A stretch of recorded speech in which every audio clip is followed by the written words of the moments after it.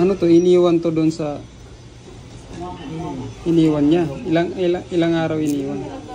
Mga 2 po o 3. Anong dahilan? Nung dinala doon, anong naging problema muna nung dinala?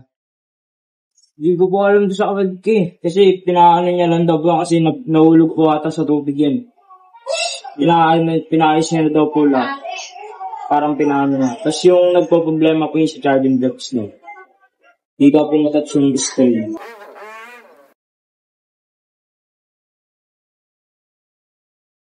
Diretsuin na kita, hindi na to kaya. Hindi ko rin ugali manira ng technician pero since na parang kinakapatid ko na kayo dito, either hindi marunong yung gumawa nito o tinarantado yung cellphone mo. Doon lang sa dalawang yun. Pero may napapalitan po ng ganyan. Hindi, pag pinapalitan mo to, talagang para kang bumili ng bago. Much better bumili ka na lang kasi hindi natin sigurado kung okay pa tong LCD. Tapos itong battery mo, tinanggal na yung cover. Oh. Hindi man lang kasi binalik ng maayos. Eh. Hindi na nga niya nagawa, hindi pa malinis yung pagbalik. Tapos yung board mo, itong pinakamakina niya, sobrang dugyot at lumobo na yung mga ibang pyesa. Ibig sabihin na overheat ang ganito. Ayan, nakikita mo yung parang ganito, yung parang lumobo yung dito niya.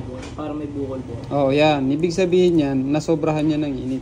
So kaya nga sinabi ko na hindi na to magagawa kasi doon nga, dahil doon sa, kung ito yung isa sa pinakamatigas na pyesa dito. So kung ito nagawa niyang mapalobo, tendency na halos yung mga main IC dito ay may problema na rin. Wala na rin ako magagawa dito pag ganito na kalala yung problema. Hindi ko na rin kayang gawan ng paraan.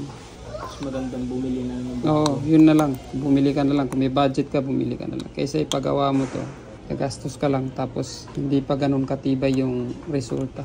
Wala na nga rin mapagpyesahan eh. Anong sabi ng technician? Ano lang daw ang sira? Charging flex. Charging flex lang. Opo. Ang tornilyo binalik, 2 lang. Hindi na nga nagawa, tinamad pang ibalik yung mga pyesang iba. Parang binaboy talaga. Hindi para sa akin, hindi ganito ang gawa ng matinong technician. Baka magician yung umawak nito.